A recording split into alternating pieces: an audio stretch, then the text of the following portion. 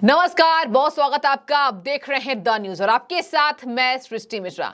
आज 77वां देश की आजादी के लिए स्वतंत्रता दिवस मनाया जा रहा है और देखिए यहाँ पर अब आपने लाल किले के प्राचीर से पीएम मोदी का 90 मिनट का भाषण सुन लिया होगा और ये देश को गौरवान्वित करने वाला था। आप जरा सुन लीजिए देश के प्रधानमंत्री का भाषण क्या आया।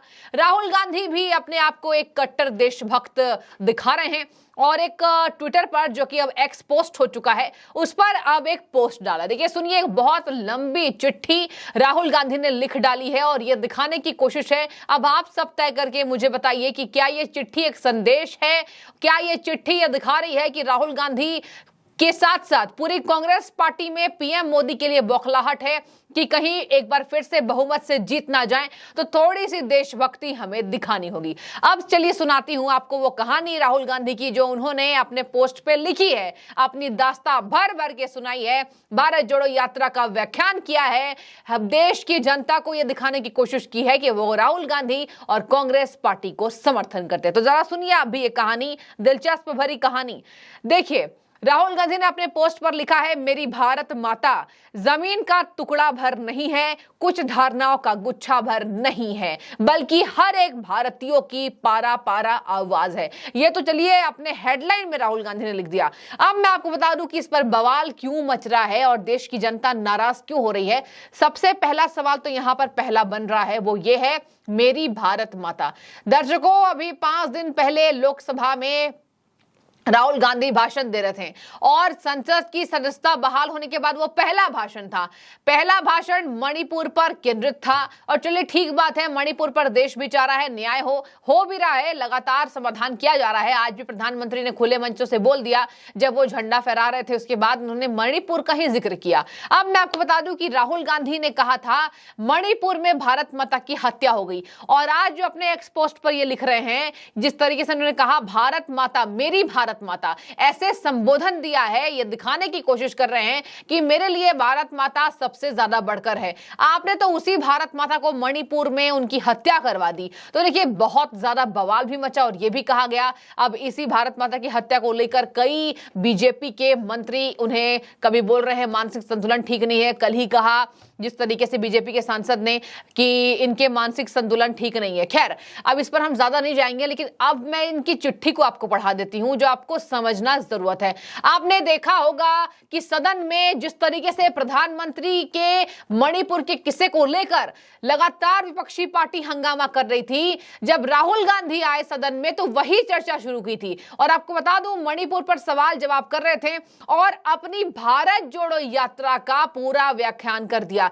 जनता की चिंता नहीं है कांग्रेस पार्टी को, यह जनता लिख रही है, उन पोस्ट पर लिख रही है। और देखिए यहां आपको बातें समझ में इसलिए आएंगी क्योंकि जिस तरीके से प्रधानमंत्री के भाषण के बाद राहुल गांधी की चिट्ठी आना और उसके बाद देश की जनता प्रधानमंत्री का नेहरू से कंपेयर कर रही है।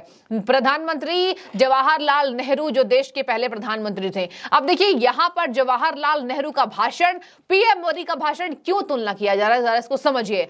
जवाहरलाल नेहरू को अब माना जाता है कि देश का बंटवारा करने में उनका योगदान था, उनके वजह से देश बटा, उनके वजह से इतनी लड़ाइयां हुई।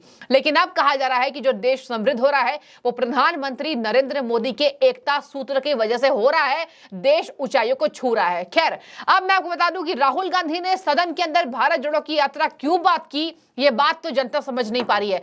घुटने में दर्द हो गया, एक महिला आती है, बताती है कि मैं अपने बच्चे के शव को लेकर रात भर रोती रही, मेरे घुटने में दर्द था, डॉक्टर ने मना किया, मुझे तो ऐसा लगा 3800 किलोमीटर मैं कैसे पार करूंगा। देखिए सदन में जब उनके भाषण को कहा जा रहा है, राहुल गांधी ये दावा कर रहे हैं, पुरानी कांग्रेस पार्टी अपनी पूरी दावा कर रही है और सुप्रिया सुले ने कह दिया, मल्लिकार्जुन खड़गे ने कह दिया, अधीर रंजन चौधरी ने कह दिया कि हमारे राहुल गांधी ने 37 मिनट का भाषण दिया था, 14 मिनट क्यों दिखाया गया।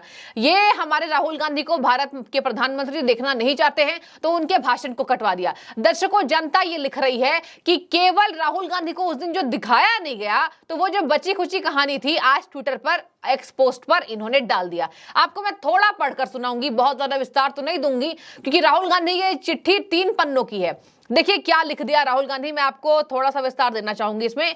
राहुल गांधी ने लिखा है कि पता नहीं था मुझे कि मैं ये यात्रा को पूरा करूंगा भी नहीं, अभी भी मुझसे कुछ लोग करते हैं, पूछते हैं कि क्या मैं इस यात्रा को वापस शुरू करूंगा, क्या मैं देश की जनता की आवाज जो बन रहा था। अब देखिए यहां पर एक संदेश देने की कोशिश है, ये दिखाने की कोशिश है कि कांग्रेस पार्टी मजबूत हो रही है और मैं इस यात्रा के जरिए पीएम मोदी को कड़ी टक्कर इस बार के लोकसभा चुनाव में दूंगा। आगे सुनिए, इन्होंने कहा कि जब मैंने समुद्र तल से इस यात्रा को शुरू किया, कश्मीर से कन्याकुमारी का दम भरा, तो मुझे यह लगा नहीं था कि मैं इस यात्रा को पूरा कर पाऊंगा। ये 3800 किलोमीटर का रास्ता, ये एक मेरे घुटने में दर्द, इसके साथ साथ मेरे घुटने में जब ये जवाब मेरा घुटना दे रहा था तो मैं एक बार बंद कमरे में भी रोया, मेरे आंसू निकले। जी हां, राहुल गांधी की ये कहानी है कि मेरे आंसू भी निकले, लेकिन जब मुझसे देश का किसान, जब मुझसे देश की महिलाएं, जब मुझसे एक 8 साल का बच्चा, जब मुझे ये इस अपने सुंदर अक्षरों में आगे बढ़ने का हौसला अफजाई करता था, तो मैंने घुटने के दर्द को मैं भूल जाता हूं। मेरा घमंड चूर चूर हो गया। पहले मुझे लगा था कि मैं चल पाऊंगा, और जब मेरे घुटने में असहनीय पीड़ा होने लगी, जिसका इलाज मैंने पहले भी करवाया था, लेकिन जब वो बच्चा आता है तो मैं अपने घुटने के दर्द को भूल जाता हूं। देखिए, ये दर्शकों आप कमेंट कीजिए कि मन घड़ंत कहानी है क्या? वाकई आपको लग रहा है कि राहुल गांधी देश को जो जोड़ने निकले थे, तो भारत जोड़ो यात्रा जो संपन्न हुआ और अब देखिए फिर से इसकी चर्चा शुरू हो रही है। राहुल गांधी ने कह दिया मैं फिर से करूंगा तमाम बातें, और इस तरीके से बताना अपने आप को कि भारत जोड़ो यात्रा जन जन की आवाज थी, जन जन की ख्वाहिश है, जन जन की ख्वाहिश है, ये सपना है कि भारत जोड़ो यात्रा और होना चाहिए, क्योंकि कांग्रेस का कैडर मजबूत हो रहा है। और इस चिट्ठी में पूरी की पूरी बात कांग्रेस की ऊंचाई से जुड़ी हुई है। आगे सुनिए, इन्होंने कहा रास्ते में अनेक लोगों ने मुझसे पूछा है कि आप ये क्यों कर रहे हैं। दर्शकों मैं आपको बता दूं, राजस्थान, कर्नाटक, जहां जहां कांग्रेस की सरकार है, हिमाचल, यहां पर कहा जा रहा है, और छत्तीसगढ़ में कांग्रेस पार्टी की लुटिया डूब रही है। लोकसभा चुनाव में ये तगड़ी चुनौती पीएम मोदी ये दे रहे हैं, इसी वजह से हालत खस्ता है लेकिन सब कुछ अच्छा है। ये नारा है जो कांग्रेस पार्टी लगाती रहती है, सब कुछ अच्छा है, कांग्रेस पार्टी में कोई अंदर कला नहीं है। मैं आपको बता देती हूं दर्शकों, लोकसभा चुनाव से पहले यहां पर जो कांग्रेस के सांसदों को निलंबित किया जाता रहा है, अभी अभी अधीर रंजन चौधरी के ऊपर गाज गिरी,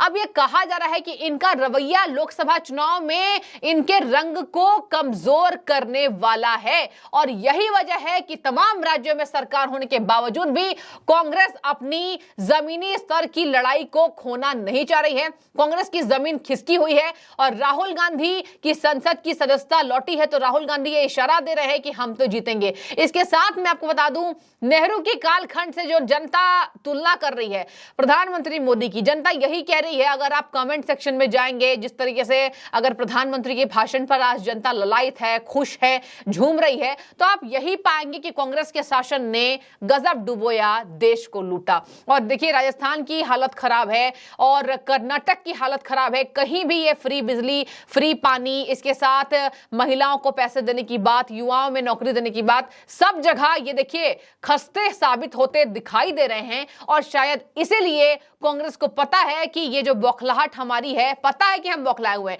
लेकिन एक्सेप्ट नहीं करेंगे ये कांग्रेस पार्टी के लोग। तभी आज मल्लिकार्जुन खड़गे नहीं जाते हैं लाल किले के प्रोग्राम में, तभी आज कहते हैं कि किसी कारणवश में सम्मिलित नहीं हो पाया, लेकिन ये दिखा रहा है कि ये देश की आजादी के जश्न में भी डूबना नहीं चाहते हैं, इनको उस दिन भी राजनीति करनी है। राहुल गांधी ने कई जगह लिखा है कि मैं हर शाम 8-10 किलोमीटर दौड़ लगाता हूं, मैंने सोचा बस 25, मैं तो आराम से 25 किलोमीटर चल लूंगा। मैं आश्वस्त था कि यह एक आसान पदयात्रा होगी, लेकिन यह आसान पदयात्रा नहीं हुई। बाद में इस पद यात्रा को आम जनता ने शुभकामना देकर मुझे स्वस्थ किया, मुझे मस्त किया, और उनके हौसले से मैं चल रहा था। और आप सबसे मैं यही दरख्वास्त करता हूं, आप सबसे मेरा यही अपील है कि आपका राहुल गांधी आगे भी इसी तरीके से आपके लिए कदम उठाता दिखाई देगा। आगे मैं आपको बता दूं कुछ बातें को और मैं जिक्र करना चाहूंगी। उन्होंने लिखा कि पद यात्रा में लोग अचानक से आने लगे, कई लोग मेरे लिए नारे लगाते थे, सेल्फी, देखिए यहां सेल्फी तक का जिक्र कर दिया। एक छोटी सी बात है सेल्फी, देखिए आप राजनेता है, सेल्फी तो आपके साथ लोग लेंगे, लेकिन यहां पर उसका जिक्र भी है। आज स्वतंत्रता दिवस के अवसर पर राहुल गांधी के विज्ञापन का जिक्र इनकी चिट्ठी में है। और देखिए दर्शकों यहां लिख दिया, लोग मेरे साथ सेल्फी ले रहे थे, जोर जोर से मेरे लिए नारे लगा रहे थे, तब मैं बढ़ गया, तब मेरे घुटने का दर्द गायब हो गया। मेरा घमंड चूर चूर हो गया और आगे मैं चल सका। मुझे ना ठंड लगती थी ना मुझे गर्मी लगती थी। लोग मुझे कहते थे सर आप ऐसे मत चलिए। देखिए राहुल गांधी ने कई ऐसी बातें की है जो दिखा रहा है, जो जनता लिख रही है कि परिपक्वता राजनीतिक दृष्टि से थोड़ी सी कम है। आगे मैं आपको बता दूं, इन्होंने अंतिम में लिखा, शोर होता था, लोग नारे लगाते, तस्वीरें खींचते, बतियाते और धकियाते चलते। रोज का यही काम था। प्रतिदिन में 8-10 घंटे सिर्फ लोगों की बातें सुनता था और किसानों को समझने की कोशिश, देश की जनता को जो प्रधानमंत्री नरेंद्र मोदी ने खूब लूटा, प्रधानमंत्री की वजह से देश की जनता गरीब हो रही है, उन लोगों को सुनता था। और आखिर में ये कह रहे हैं, सड़क पर भीख मांगने को मजबूर बच्चों का एक झुंड मेरे सामने आ गया। कई ऐसी देखिए कहानियों का जिक्र है और अंत में राहुल गांधी का उसमें साइन है, लिखते हैं सब कुछ सरल था। लास्ट में इनकी लाइंस मैं आपको पढ़ के सुना देती हूं। भारत माता की आत्मा का वह मोती जिसे मैं अपने भीतर की नदी में खोज रहा था, सिर्फ भारत माता की सभी संतानों के लहराते हुए अनंत समुद्र में पाया जाता है। और यह कहकर राहुल गांधी ने अपनी चिट्ठी को समाप्त कर दिया। इस चिट्ठी में जरा आप मुझे बताइए, जितनी बातों का मैंने जिक्र किया, ये चिट्ठी काफी लंबी है, आप इसको पढ़ सकते हैं। पूरी की पूरी ये चिट्ठी भारत यात्रा से जुड़ी हुई है, जो कांग्रेस पार्टी के लिए एक सफल यात्रा थी, लेकिन देश की जनता ने कहा कि यह असफल यात्रा है। आप मुझे सबसे पहले तो कमेंट करके बताइए कि क्या आपको लगता है कि स्वतंत्रता दिवस के मौके पर, इस पावन मौके पर भारत जोड़ो यात्रा की व्याख्या करके क्या कांग्रेस का प्रचार प्रसार राहुल गांधी ने करने की कोशिश की? एक बार भी नहीं कबूला कि हमारे अध्यक्ष नहीं जा पाए। इस पर मैं थोड़ा सा मुझे थोड़ी सी शर्म आई, या फिर हम सभी कांग्रेस पार्टी में निराशा है कि मल्लिकार्जुन खड़गे किसी कारणवश नहीं जा पाए। एक जगह भी इस बात का जिक्र नहीं है। तो जरा आप मुझे तुलना करके बताइए, क्या राहुल गांधी की ये राजनीतिक परिपक्वता आज के दिन में ये लिखी गई चिट्ठी के द्वारा दर्शाई जा रही है? जरूर लिखें। बहुत शुक्रिया।